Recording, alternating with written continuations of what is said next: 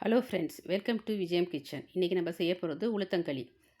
இதுக்கு வந்து 2 டம்ளரு கருப்பு உளுந்து, 1 டம்ளரு கருப்பு கவுனி அரிசி, சுக்கு, ஒரு 4, 5 ஏலக்காய், அவ்வளோதான்.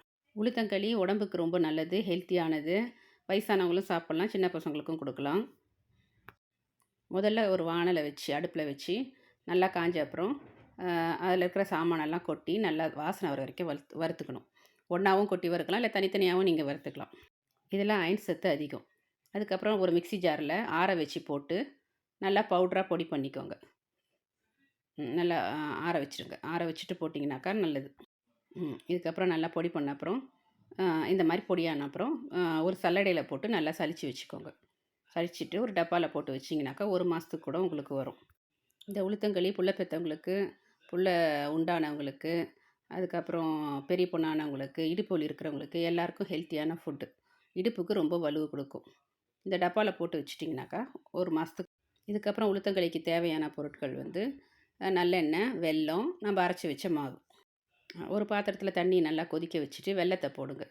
வெல்லத்தை போட்டு அது கரையிற வரைக்கும் வெயிட் பண்ணுங்கள். கரையிற வரைக்கும் வெயிட் பண்ணுங்கள். நல்லா தண்ணியில் நல்லா மூழ்கிற அளவுக்கு போடுங்க. இதுக்கு கூட வந்து உளுத்த மாவை எடுத்து வச்சுக்கோங்க. இதுக்கப்புறமேட்டா வந்து இதில் வெல்லத்தில் வந்து மண் இருக்கும். அப்போ என்ன பண்ணுறீங்க, அதை வந்து கொஞ்சம் மேலோட வடிகட்டிக்கிட்டு அடியில் இருக்கிற மண்ணை கழுவி ஊற்றிட்டு நீங்கள் மறுபடியும் வந்து பாத்திரத்தை வச்சு மறுபடியும் அந்த வெள்ளைப்பாகை ஊற்றுங்க. ஊற்றிட்டு இதில் வந்து ஒரு 5 ஸ்பூன் போட்டிங்கனாக்கா, வெல்லத்தில் வந்து ஒரு 3 ஸ்பூன் போட்டிங்கன்னா போதும். பாதிக்கு பாதி போட்டால் போதும் வச்சுங்களேன். ஸோ அந்த இனிப்பு போதும், ரொம்ப போட வேண்டியதில்லை. போட்டுட்டு நல்லா கட்டி முட்டி இல்லாமல் கிளறிக்கணும். ஆமாம், இல்லாட்டினா கட்டி கட்டியாக இருக்கும். அதனால் நல்லா கிளறி